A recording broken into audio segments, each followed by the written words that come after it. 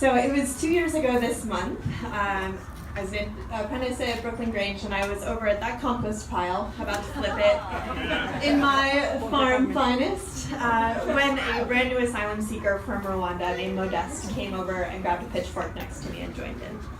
I had no idea that day what a powerful friendship that was going to blossom into. It was 1 year ago this month, standing right over here actually at Riff's Farm to Film exhibit and opening. I called Modeste. I said, Modeste, I have really exciting news. Please come to the event tonight. I have something to tell you. He showed up like 9 o'clock, walked over to me and said, you're going to Africa. I can feel it. I said, yes, I bought tickets. I'm going to Rwanda. You will stay with my family. You'll stay with my family. My brothers will pick you up at the airport. You will go see my mother. You will stay with her. You will stay for a long time. 2 months, 2 years. You will stay with my family. End of story. And it was 3 months ago that his brothers picked me up at the airport in Kigali. And we got on an overnight bus up into the high mountains of Musanze in Rwanda, where I got to open the door in the middle of the night on this dirt path to Modeste's bright smile, looking back at me, and begin a really beautiful 2-week relationship with his mom and his 4 brothers. He's really special. The next morning, after cramming into a minivan with 26 people, we headed up into the neighboring town and visited his mother's farm, which is at the base of Virunga National Park on the border of Rwanda and the Congo. We returned home very quickly because his youngest brother wanted to learn how to make cake, and his mom wanted to join. We walked to the noisy market just down the street.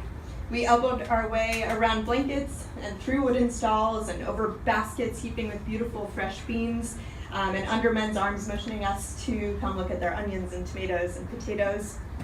And we somehow purchased the things that I managed to be able to find. And my French is awful. I haven't spoken French in about 10 years since high school, so trying to explain what it was that I needed was really difficult. But we were able to piece together just enough ingredients to make pancakes, which they very, very kindly called gâteau. It was very hard. I was like, oh my god, they have no idea. But it was, well, caramelizing sugar and making pancakes full of bananas and really delicious produce that I was able to then sit with his mom and have a really long discussion. Well, it was long because my French was awful and her English was awful, and it was just a whole thing. But the things that she wanted to know were, does Modeste have friends? Do people like him? That was her number one question. It was her number one concern. And I promised her that they did. I said, my friends meet him and then they hang out with him without me. He has good friends here. He's very happy. But that was her main priority. His brother's main priority was teaching me a little bit of Kinyarwandan, the main point of which was biryoha bisingiwe, which means in order for food to be delicious, it must be shared. It must be eaten together. Say it again. Biryoha bisingiwe. I hope that's good. I was like, no one will know. The morning that I left, I was nearly sobbing in front of a very stoic, brave Rwandan woman who clearly had not cried in years and was not about to start now. She proposed any of her 5 sons' hands in marriage to me, which I very seriously considered, but finally was strong enough to decline. She's like, well, this is in America, it'd be very easy for you. You love Rwanda. She hailed me a motorbike and sent me on my way, and I headed over to Goma, to the Democratic Republic of Congo. I was very, very excited to summit a volcano in Virunga National Park, but the highlight for me was making crepes in this little tiny hut on the summit with our cook and porter named Martin. He was not a refugee, but an internally displaced person, and he had to flee his home constantly because of the Gare and the bandits that were rotating through his region at any given time. So I asked him what he liked most about living in Congo, and he said, oh, I love the soil here is so rich. My farm is so strong. I have tons of food. I can eat as much as I want. J'aime manger beaucoup. J'aime manger beaucoup. I just like to eat so much. I said, what do you like the least about living in Congo? And he said, the bandits. It makes my life nearly impossible. And I said, how does that affect you on a daily basis? And he said, well, if I have to leave my farm, I can't eat as much. And j'aime manger beaucoup. I just like to eat so much. And every single question that I asked returned back to this, I just like to eat so much. And so he shared a recipe with me for a mango and sweet potato sort of cake type thing, which is delicious, and we'll be sharing that later tonight. Our last dessert story takes us to Zanzibar, which is an island off the coast of Tanzania. The few days that I spent there was a lesson in tolerance and hospitality and culture sharing. It's a 99% Muslim island where they serve alcohol to tourists in tiny spaghetti straps and mini skirts for some God knows reason. It's a place swarming with Arab and Indian and African populations that's been colonized by many, many countries time and time again. It is an absolute mosh pit of culture.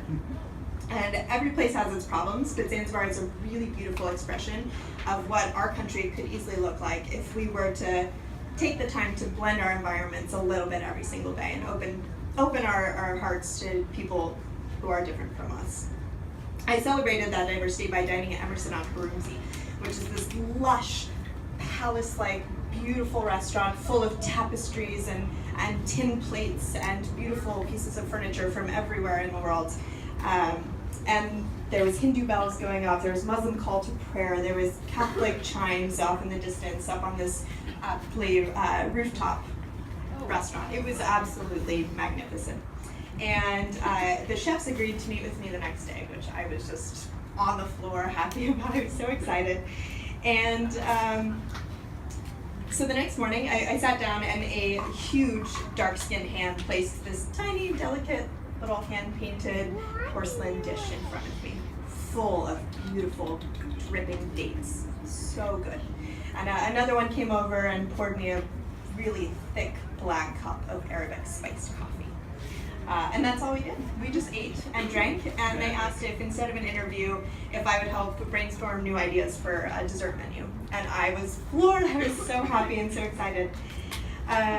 This is an island that's really rich in spices. So they grow almost any spice you can think of fresh on the island, and the food is just out of control, rich with spices, and it's just absolutely beautiful. I've never tasted anything like it. And I was explaining this idea of blending cultures, and the chefs were so excited because they said, we're sitting in the middle of Africa and we're able to trick people into thinking they're in India. We can trick them and make them think that they're eating in this other place. But if you're a good taster, you can see the whole world with your tongue. And I thought that was perfect. And that is what I would like to do with all of you tonight. So over and over, during my trip through East Africa this spring, I learned that people of every nationality and religion and race and tribe, we seek togetherness and we seek connection. And that is the most powerful thing, to have a one-on-one connection with a refugee or an asylum seeker or anyone of any different nationality or culture from you in general.